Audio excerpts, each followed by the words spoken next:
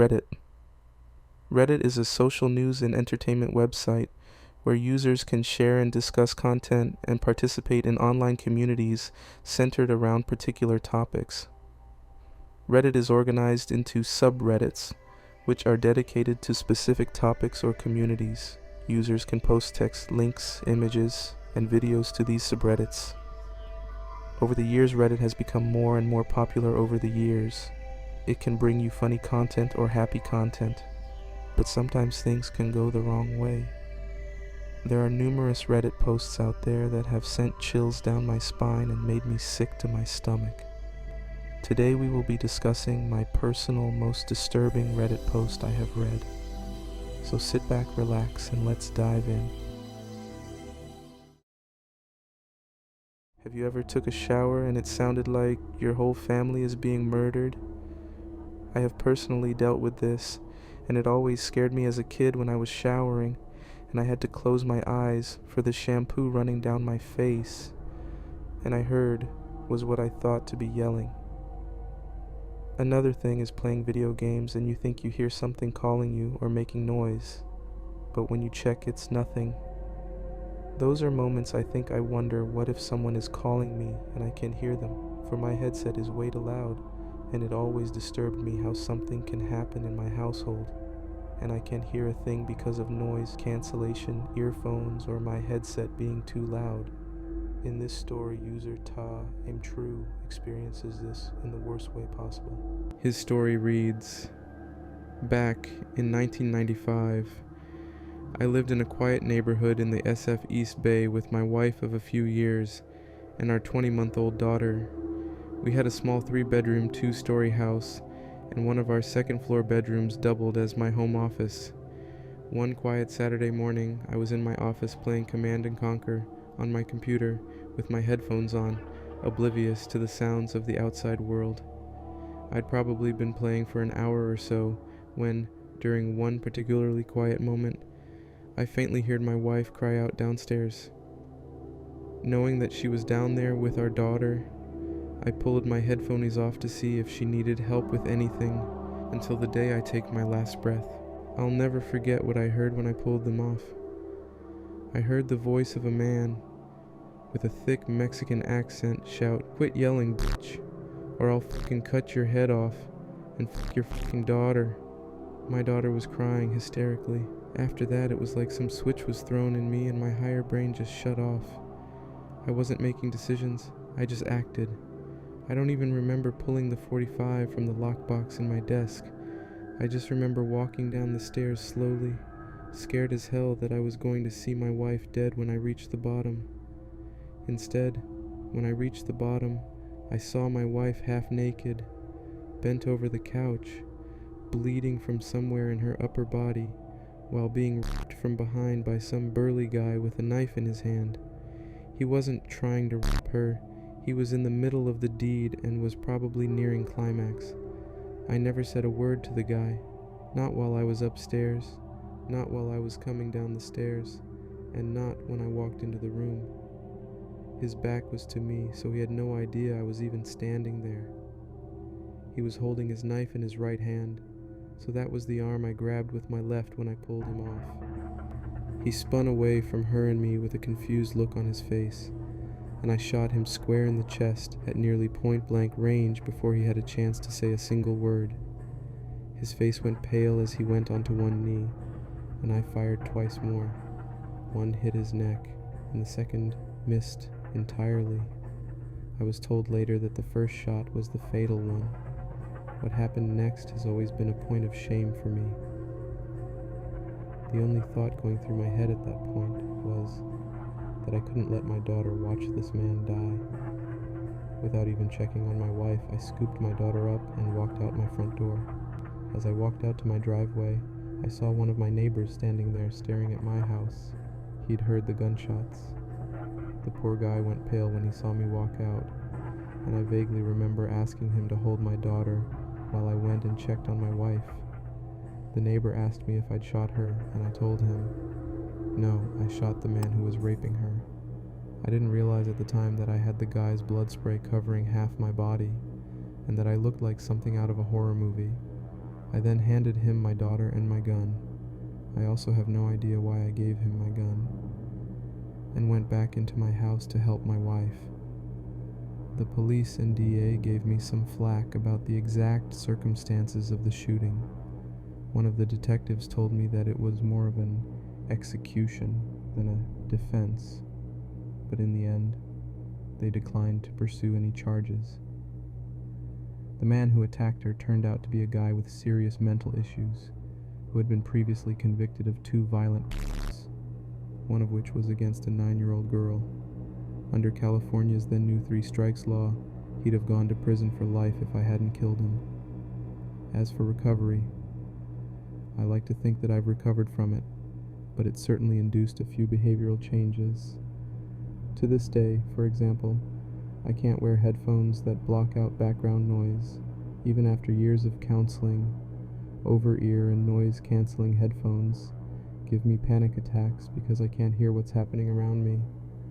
I found out later that he'd been raping my wife for nearly 10 minutes before I heard him, and that he'd actually told my wife 3 times that he was going to rape my daughter when he was finished with her. I was sitting 30 feet away and had no idea what was going on, and that fact has messed with me for years. My wife had a much worse time of it though.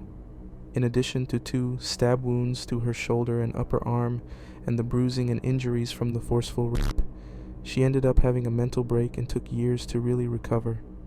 For the first 6 months, she absolutely could not be in any room by herself.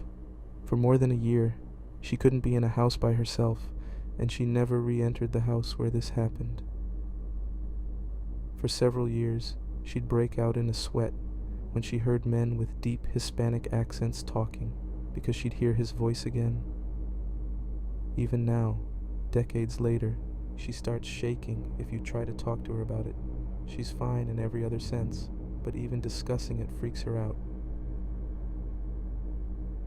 I personally don't know how to feel about this story. It has me very nervous on the way I use headphones now, because this just unlocked a new fear for me.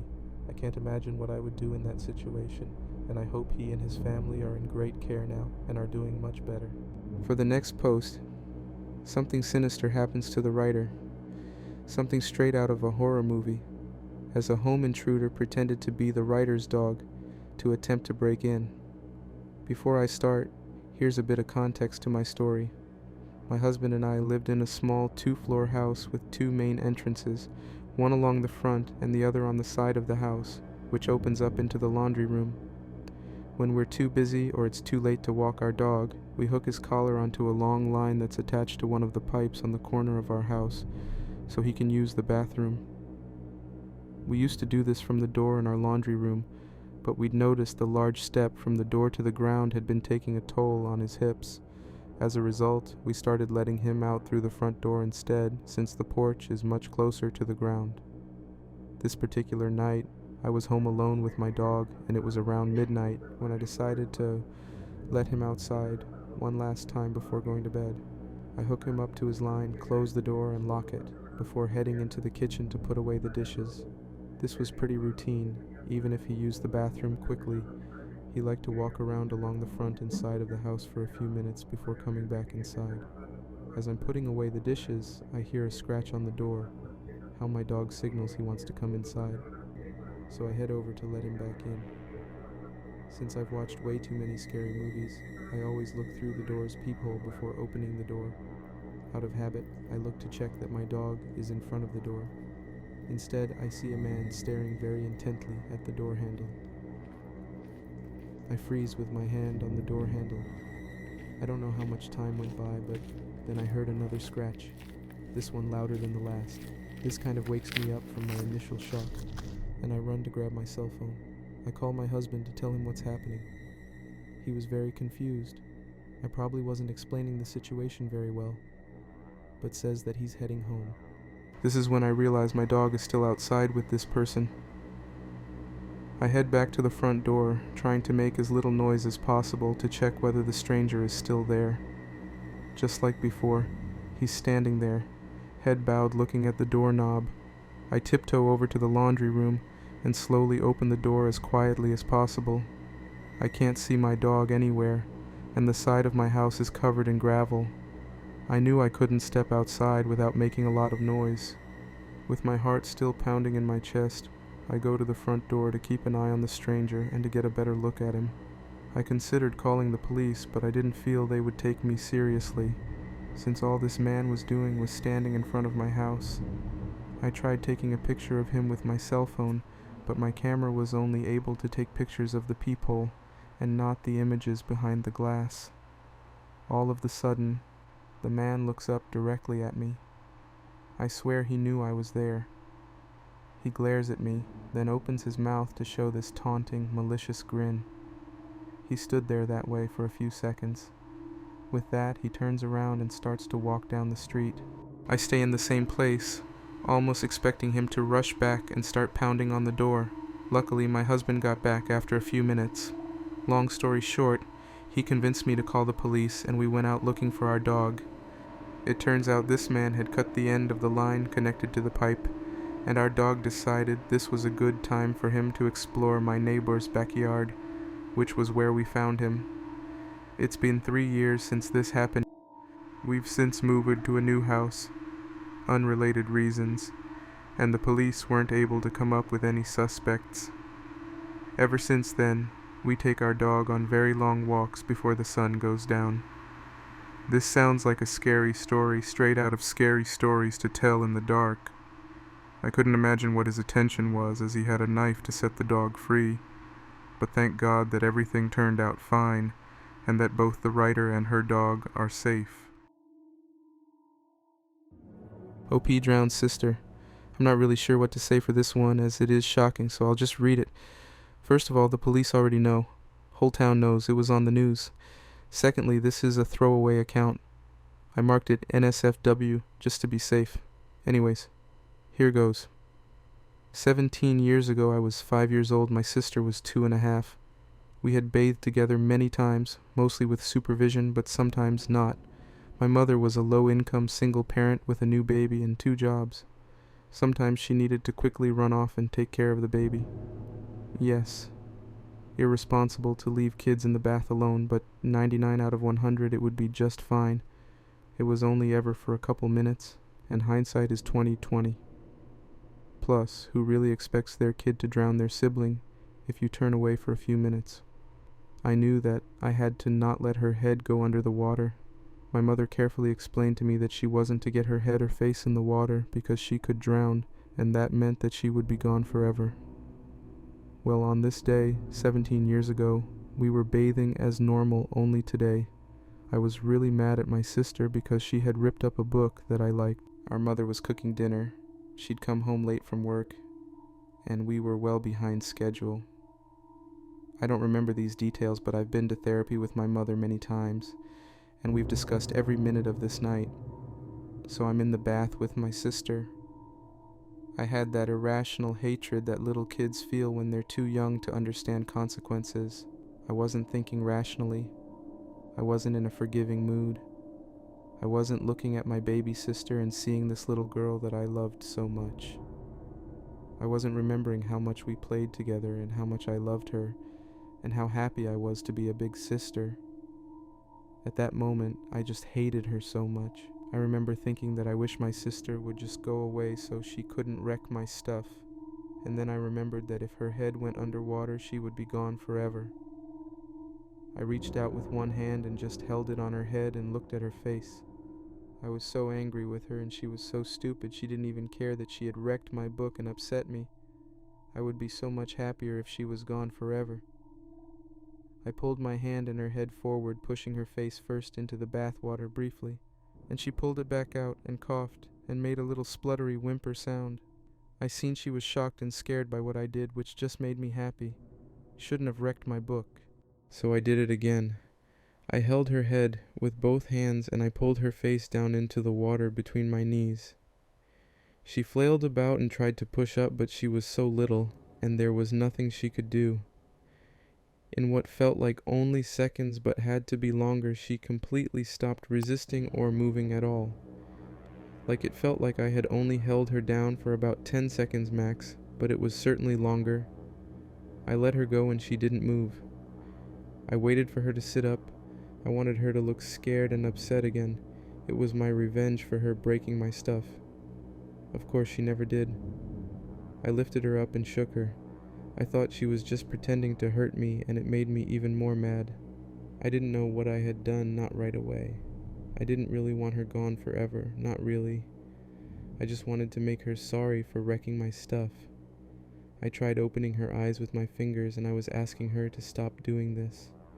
I begged her to stop doing this and just look at me. I wasn't mad anymore. I was scared, and I was worried. I was crying and screaming at her. I don't remember much about this part. I made enough noise that our mother came running in, and I told her what I had done and how I had just totally fucking destroyed her entire life. 17 years ago today. Ambulance came, but there was nothing they could do. Our mother tried to do CPR, but she didn't know how. It wasn't successful. I didn't get in any trouble because I was so young, but I was taken out of home for a while, and I have had to see a lot of shrinks over the years. My mother got in a lot of trouble, but I'm not entirely sure how much. I told the police everything, and they treated me like I wasn't a filthy, murdering piece of shit. They were kind, and they sat with me, and I was picked up from the police station that same day by a couple who were also really nice to me. They treated me as if I was some sweet, innocent child who had been hurt instead of some monster who killed a baby. Nobody ever treated me the way I felt I deserved. Well, except my grandparents, who won't speak to us at all. They haven't said a single word to me since that day, and they verbally abused my mother heavily at my sister's funeral. They haven't spoken to any of us since that day, even my little brother, who was just a baby, too young to even remember he had another sister. I don't know what they said to her, but I've heard her talk about it in therapy. I moved back in with my mother a few months later, and I still live with her today. She won't talk to me directly about what happened. She won't tell me what happened to her afterwards, or how people treated her over this. Instead, she will only focus on me. She blames herself 100% and me 0%, and she tries so hard to do what is right and look out for me and my mental health. But what I did permanently broke her.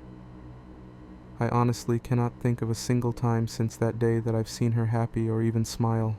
She always looks on the edge of a breakdown, and she doesn't look me in the face for more than brief glimpses. She can't talk to me for long before she goes all quiet and eventually starts to cry. Myself, like I said, I've had to see a lot of shrinks over the years. Pretty much non-stop since it happened. I've been in and out of various places often for suicide watch. I've had quite a few not-so-serious attempts, and 4 quite serious, 2 of which I should have died. Medication is not a reliable method, and I've caused serious internal damage finding this out the hard way. I haven't tried anything for a while now, but the thoughts are constantly there. The reason I stopped is because I overheard my mother and her friend on the phone, and heard how much nearly losing another daughter was destroying her. Writer gets revenge on his son. This story is about a troubled son and how things turn for the worse. From the day he was born, my son just came out wrong. He was planned.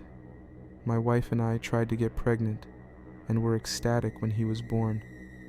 He was wanted and loved. We showered affection on him and really tried to give him a happy childhood. But from the day we brought him home from the hospital, he was miserable.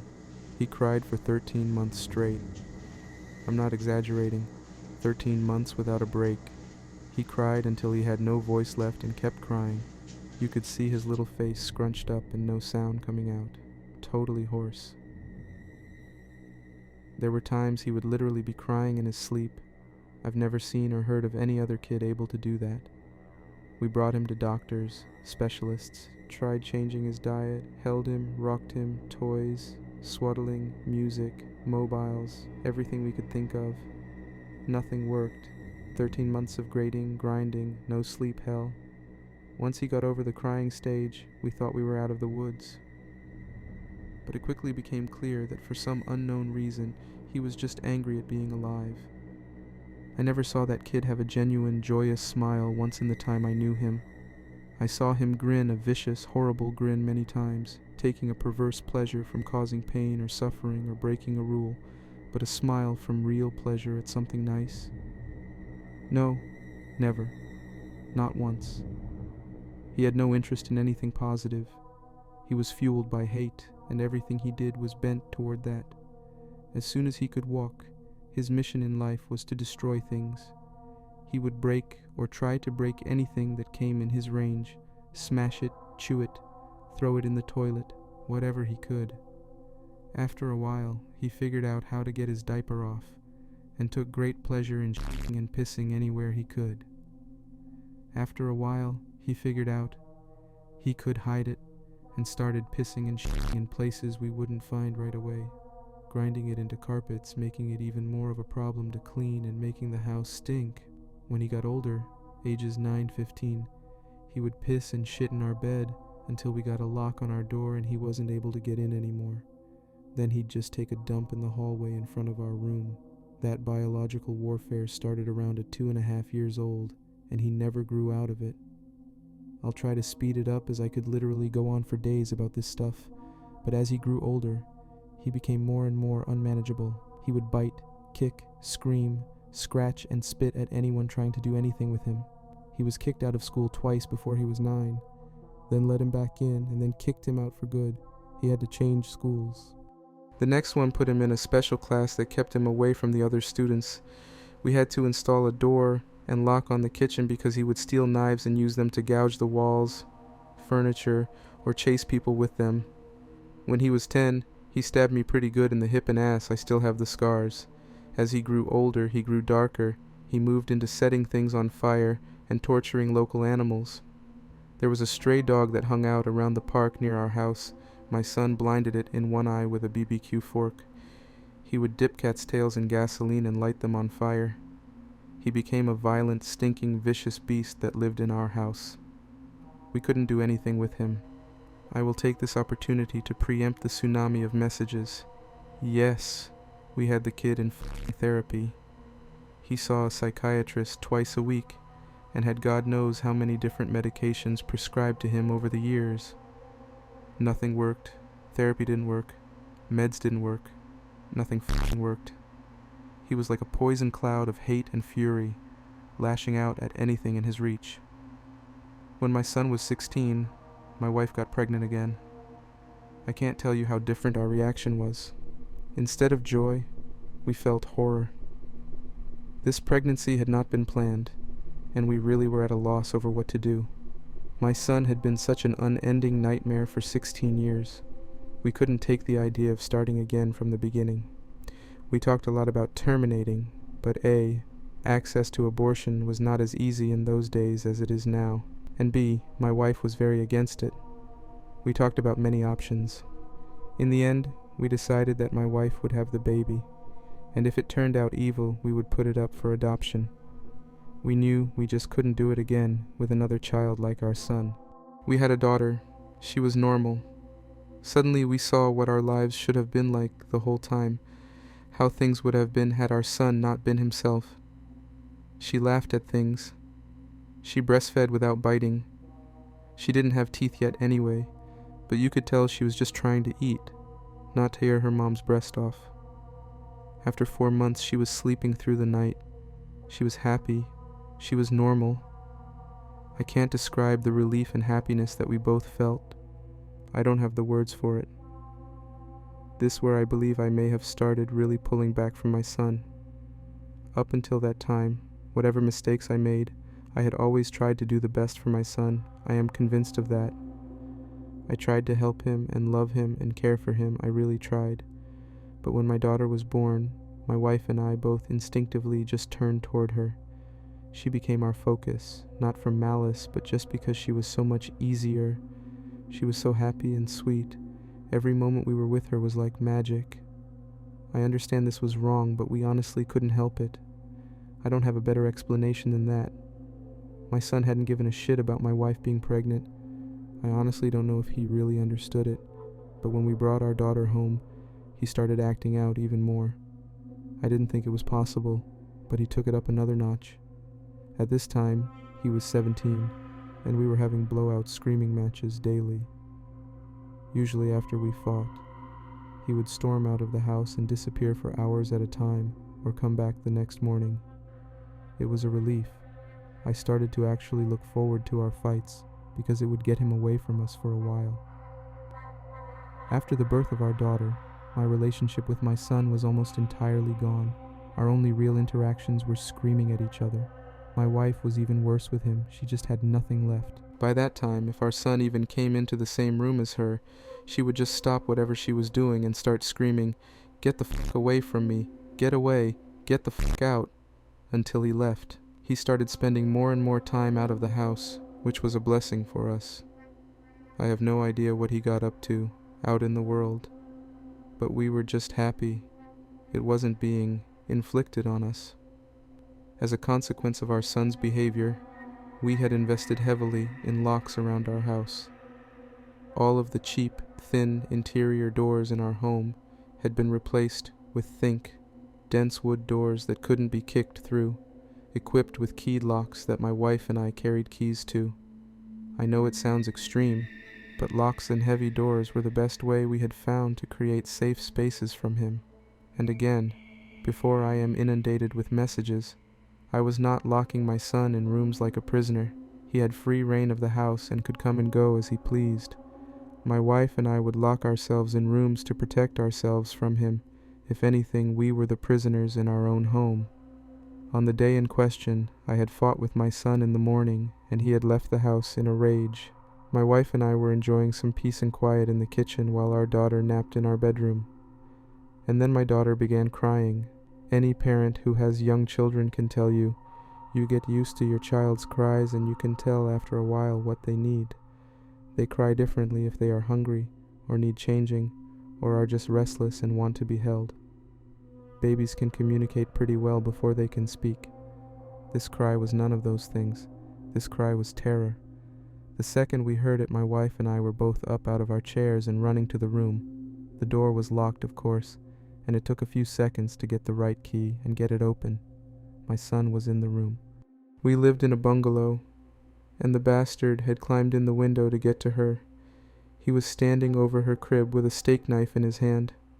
I have no idea where he got it. It wasn't one of ours. We controlled our knives very carefully and always kept them in locked drawers. I think he may have stolen it from one of our neighbors' houses. He had broken her skin twice already, once in the belly area and once on her arm. I could see blood running down. When I entered the room, he was dragging the back of the knife down her face, not cutting, almost tickling her with it, teasing her while she screamed. He looked up at us and smiled. Before I knew what I was doing, I was already moving, running to put myself between them. I didn't think about it, I just moved instinctively. Even with that, my wife got there faster. It was like a movie on fast forward. She got to our son and bashed his hand away, knocking the knife across the room, and then shoved him with her whole body weight, so hard that he flew away from the crib and bounced off the wall. I picked up my daughter and held her while my wife screened us. I could see her shaking, almost convulsing. I can remember the smell of the room, the sound of my daughter screaming and wailing, the look on my son's face as he stood there. Just nothing. Blank. Dead. There was nothing in his eyes. No emotion. He looked like an alien to me. I watched my wife take a step toward him. I could have reached out and stopped her, but I didn't. She stepped forward again, very close to him. I could have stopped her again, but I didn't. She waited, looking at him for maybe 3 to 5 seconds without moving, and then she punched him in the face. Now, until this point, you may have been picturing my wife as a typical woman, small frame, dainty, delicate. This is not the case. My wife does have a small frame, but dainty and delicate she is not. Never has been since I've known her. Since her early teens, my wife has been a boxer. MMA didn't exist back then, but karate and boxing were big in those days, and my wife was a very talented amateur. She was about 130 pounds. She carried a lot of muscle and she knew how to punch. I had 70 pounds on her back then. and I have no doubt that in a real fight between me and her, she could have and would have pounded me flat. Neither of us had ever laid a hand on our son in anger before, but something broke in her that day, and all the years of anger and pain and sorrow and frustration just came pouring out. When she hit him, his head snapped back, and blood started pouring out of his nose. He hardly reacted, he just looked at her with this shocked expression, like he didn't know how to process what had just happened. She waited another second, and then she hit him again. I could have reached out and stopped her. I could have dragged her out of the room, taken her away, calmed her. I didn't. I just stood there and watched while she systematically started to pound him to a pulp. Every time he brought his hands to cover one part, she would blast him somewhere else. Body, head, over and over. He started screaming, crying out, yelling for her to stop.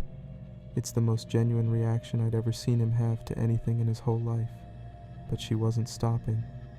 I watched her ramping up, hitting harder, faster, working him like a heavy bag. He tried to swing at her and she slipped him easily. She was on autopilot, sinking down into her training. I stood there watching for a minute. Then I turned my back on them and took my daughter out of the room. I brought my daughter to the kitchen and gave her a bath in the sink. I found that he had cut her a third time on the sole of her foot. All the cuts were superficial. I cleaned her up and held her until she calmed. I put polysporin and band-aids on her cuts. In our bedroom, I could hear my son screaming, calling my wife horrible names, telling her he would cut her head off and f her corpse. After a while, I didn't hear him saying anything anymore. Didn't even hear him crying out. I assumed that he must have been knocked out, but I could still hear her beating him. That went on for a long time, long enough for my daughter to drift off to sleep in my arms. I just sat at the kitchen table waiting for her to finish. Finally, she came out and sat down across from me. Her hands were swollen and red. Her face and arms were splattered with blood. Her chest was heaving. We just stared at each other without saying anything. After a while, I asked her, "Is he dead?" She looked back at me and answered, "I fucking hope so." I nodded. That was all there was to say about that. I understood how she felt perfectly. I felt the same. I didn't know what to do, so we just sat there waiting silently. Eventually, my wife started crying and went to go take a shower. I just stayed where I was holding our daughter. After a long while, I heard moaning and sobbing coming from our room. It turned out that my son wasn't dead. I went in to see how bad it was, and it was pretty bad. I've never seen a more merciless beating laid onto anyone before or since. He was lying on the floor, rolling around with blood leaking out of his face, lying in a pool of vomit. His nose was squashed flat out across his face. Both of his eyes were completely swollen shut and starting to blacken already. I could see that a couple of his fingers were bent out at weird angles, and he had pissed his pants. I think he must have been missing teeth, but I couldn't see any on the floor, and I couldn't see inside his mouth. His lips were all puffed up and swollen. From talking to my wife about it later, I know now that she had systematically beaten every part of his body, focusing heavily on his legs. She told me she kicked him in the groin repeatedly until her legs got tired, and had kept beating his body long after he had passed out. When my wife came out of the shower, I still didn't know what to do about our son. I didn't know whether to call the police or an ambulance, take him to the hospital myself. I honestly didn't have any idea what to do. After a while, I realized that I simply didn't care what happened to him anymore, and we decided to just let him live or die on his own. There was an in-law suite in the basement that we had never really used, and my wife, my daughter, and I just moved down there. We simply ceded the top floor of the house to my son and locked everything down, separated our lives entirely. There was plenty of food in the upstairs cabinets, enough for a couple weeks or more. He had a washroom and bedrooms to use. We had a washroom in the basement, a small kitchenette, and a separate entrance, so we just stopped going upstairs. We just decided we were done with him. I figured we'd let his food run out and see what happened. Over the next week, we could hear him moving around upstairs sometimes. I think he just spent most of time lying in bed, recovering. I went to work, watching on high alert, in case he attacked me in the driveway, but he never did. My wife stayed home with our daughter. She was never out of our sight. One night we heard him going ballistic, smashing things and banging. We didn't respond. He never tried to get downstairs or get near us, though. I think he was afraid that if he got near us again, my wife might finish the job on him. After 3 weeks down in the basement, we hadn't heard anything from up above for a few days, and I ventured upstairs to the main floor of the house. The place was demolished, and there was no sign of my son. He was gone. It took months to repair the damage he had done and get the main floor back to normal again. There was food and shit smeared all over the walls and broken glass on the floor, big holes in the dry wall. He had ripped the place apart. He tore up the linoleum in a corner of the kitchen and emptied an entire foam fire extinguisher into the living room. I feel thankful that he didn't burn the house down with us in it. I'm honestly not sure why he didn't. The kid wasn't shy about lighting things on fire. After that, I lived in fear every day that he would come back, that he would ambush us out of the blue and try to kill us. We moved house about 3 years later, and I finally stopped being afraid that he would show up again, as now he had no idea where we were. I finally felt safe from him. All this happened a long time ago. My son was born in the spring of 1971. My daughter was born in '88. I'm an old man now. I'll be 70 this year, and my wife passed from cancer in 2016. My daughter is 31 now. I moved in with her and her husband after my wife passed. I've got 2 granddaughters, and they are the joy of my life. I see a therapist a couple times a month to talk about all this. I don't know where my son is. The last time I saw him was when he was lying on the floor of our bedroom, bleeding and smashed. I haven't heard from him since he left, more than 30 years now. I don't want to.